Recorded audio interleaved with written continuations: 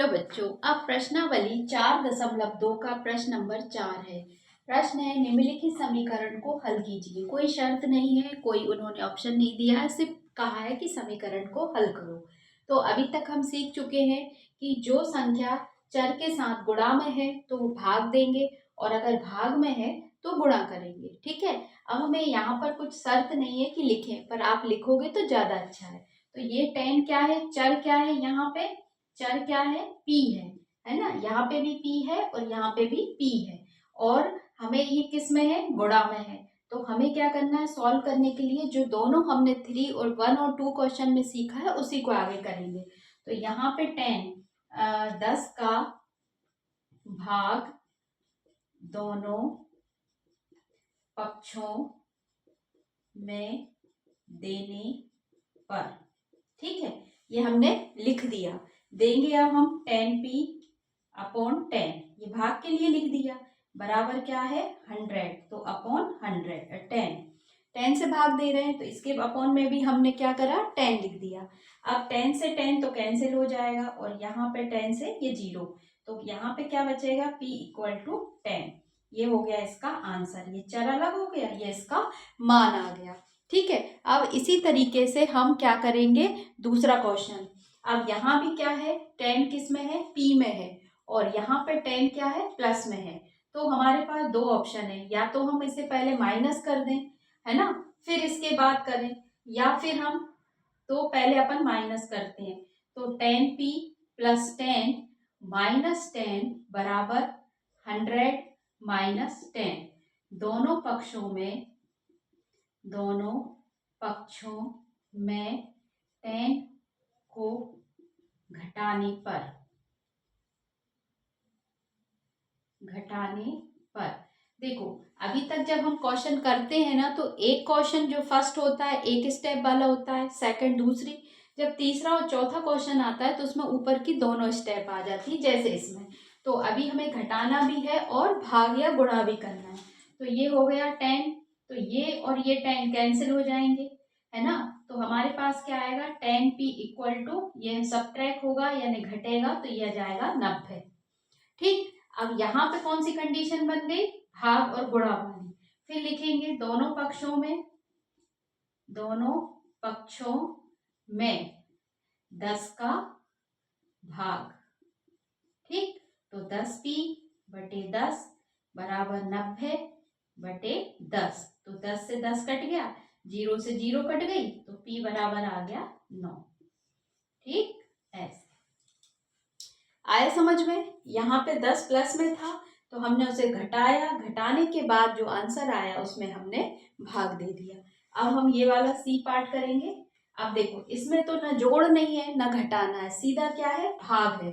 तो हम क्या करेंगे, दोनों पक्षों में 4 का गुणा।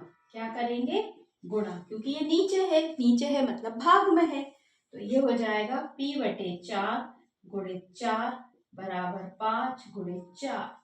कौन से पक्षों में, दोनों पक्षों में। दोनों पक्षों से मतलब बराबर के इस साइड भी और बराबर के उस साइड भी।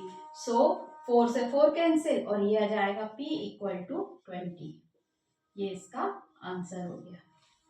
ठीक है। इस तरीके से आप बॉक्स को बना के आंसर को कर सकते हो। स्टेप बाय स्टेप लिखोगे तो मजा आएगा, सवाल को समझोगे।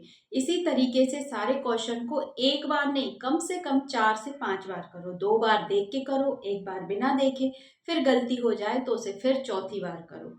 इस तरीके से अगर आप प्रैक्टिस करोगे तो मैथ के मास्टर हो जाओगे। ठीक। अब नेक्स्ट क्वेश्चन।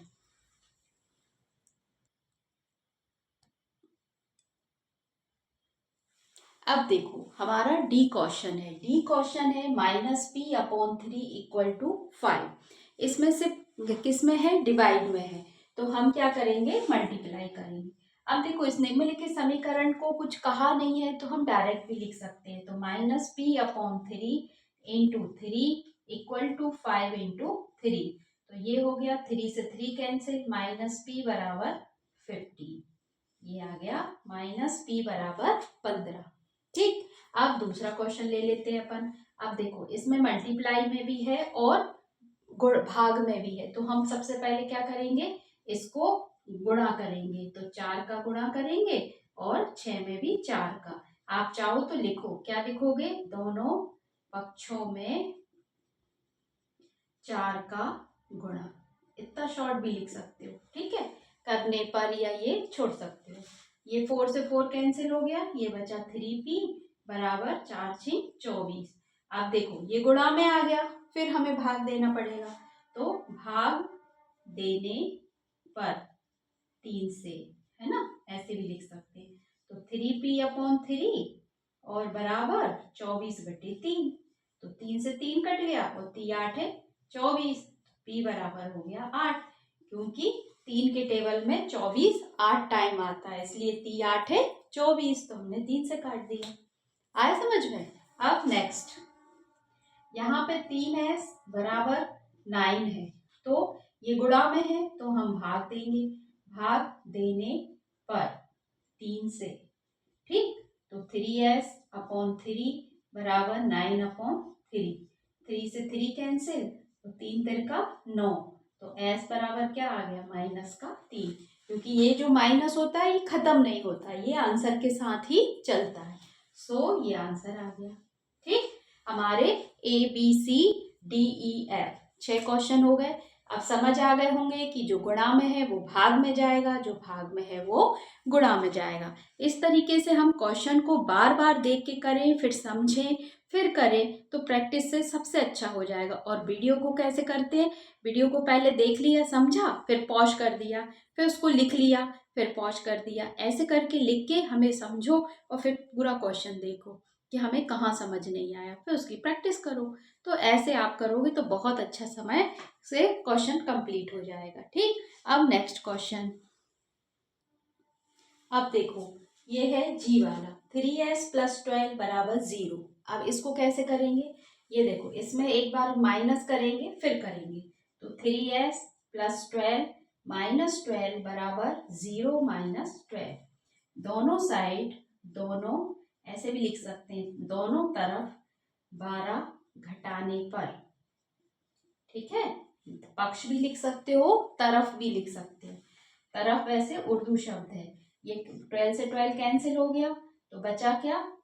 3s बराबर 0 में से -12 जाएगा तो क्या आएगा? -12 गया तो 12 ही आएगा, किसका? माइनस का। अब देखो ये गुणा में है तो हमें भाग देना पड़ेगा, 3s/3 बराबर -12/3, तो 3 से 3 कट गया, 3 चौके 12, तो s बराबर क्या आ जाएगा? 4, वो भी माइनस का, क्योंकि माइनस जो है वो साथ नहीं छोड़ता, उसको तो लिखना पड़ता है, और धन के लिए कोई निशान नहीं होता, वो अगर आप नहीं लगाओगे तो भी वो धन ही माना जाता है, ठीक। अब ये s = 3s = 0 है, तो इसमें हम 3 का भाग देंगे। अब देखो ये नई सिचुएशन है, 3s/3 बराबर 0/3, तो 3 से 3 तो कट गया, तो s बराबर क्या आएगा? अब किसी भी नंबर में 0 का भाग दो तो 0 ही आएगा। क्यों आएगा? देखो 0 मतलब आपके पास कोई टॉफी है ही नहीं, तो आप 3 लोगों में क्या बांटोगे? कुछ नहीं। 3 का भाग 0 में दोगे 0, जब है ही नहीं टॉफी तो बांटना क्या है? तो 0 ही रहेगा। सो किसी भी नंबर में जब आप किसी 0 में किसी भी नंबर का भाग दोगे तो वो 0 ही आएगा। ये हो गया 0, ठीक। ऐसे ये वाला देखो, थर्ड, 2q बराबर 6 है, ये गुणा में है तो भाग देंगे, 2 का भाग दोनों तरफ। आप कहोगे मैडम ये पहले क्यों नहीं लिखा, बड़ा अच्छा लग रहा है, छोटा सा एक ही लाइन में खत्म हो गया है ना। दोनों, 2 का भाग दोनों तरफ, तो 2q, क्योंकि हमें सवाल करते करते ही लॉजिक आता है, हम जैसे जैसे करते हैं वैसे वैसे हमारी जो दिमाग है हमारा प्रोसेस करने लगता है, और मैथ हमारा इजी होने लगता है, लेकिन करना पड़ता है, ठीक। बराबर 6/2, 2 से 2 कैंसिल, 2 3 जा 6, तो q = 3। जैसे जैसे हम करते हैं हमारे पास बहुत सारे ऑप्शन ऑटोमेटिकली आने लगते हैं, इसलिए सवाल को ज़्यादा से ज़्यादा टाइम करना चाहिए, तो हमारी स्पीड और समझ और लॉजिक आने लगता है, ठीक है। अब नेक्स्ट,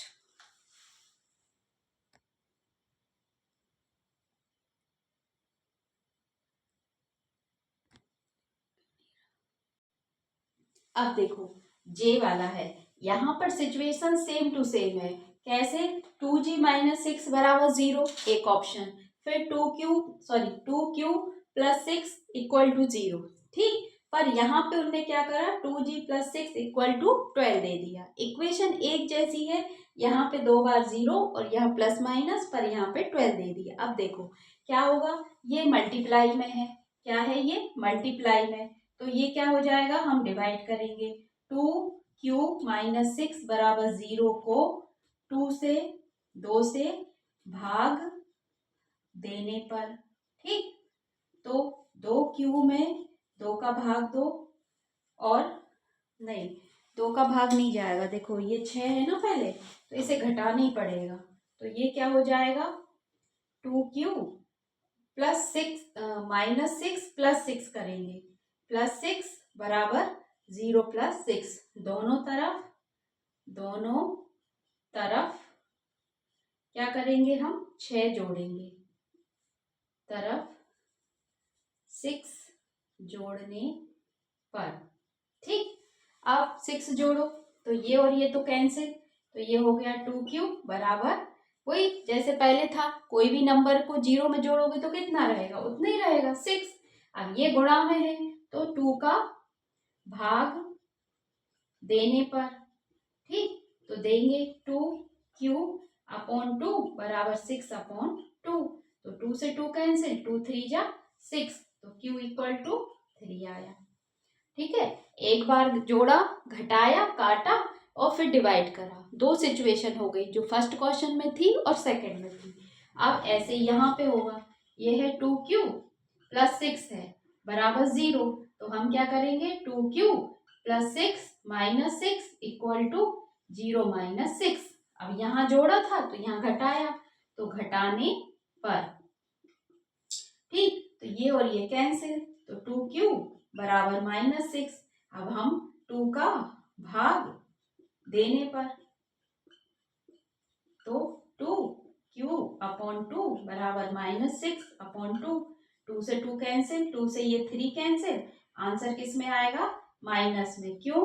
क्योंकि ये माइनस का साइन तो हमें लगाना ही पड़ता है। ठीक, क्योंकि नीचे ऊपर दोनों में से एक जगह माइनस है तो वो साथ में ही रहेगा। ठीक है, अब 2q प्लस 6 बराबर 12, यानी कि 2q प्लस 6 माइनस 6 बराबर 12 माइनस 6। ये और ये कैंसिल, 2q इक्वल टू 6, 12 में से 6 गया, 12 में से 6 गए, 6 बचा। अब यहाँ पे हम भाग देंगे, यहाँ पे हमने लिखा नहीं है, क्या लिखोगे, 6 जोड़ने पर,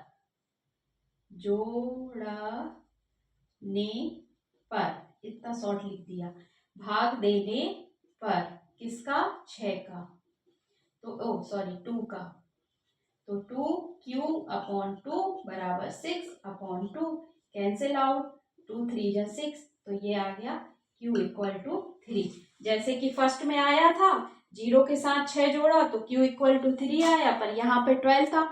सिचुएशन क्या थी, प्लस के साथ थी, यहाँ पे किसके साथ थी, माइनस के साथ। ये वाला आंसर ये वाले आंसर को मैच कर रहा है। ठीक, उससे कोई फर्क नहीं पड़ता, वो तो मैंने आपको एक बताया कि देखो ये आंसर और ये, इस तरीके से हमने क्वेश्चन नंबर 4 को कंप्लीट कर लिया है। कोई डाउट हो तो आप बताना। प्रैक्टिस का एक ही तरीका है, 2-3 बार आप देखो, वीडियो को पॉज कर करके लिखो और फिर उसको दोबारा से 2 से 3 बार करो। जब तक मैथ को हम 2 से 3 बार नहीं करते वो इजी नहीं होता, हमेशा टफ ही लगेगा। ठीक है, वीडियो अच्छा लगे तो लाइक ज़रूर करना और सब्सक्राइब ज़रूर करना। जहाँ से भी हैं आप उसको करेंगे तो बच्चे और अच्छे से सीखेंगे। ठीक है, ओके, बाय।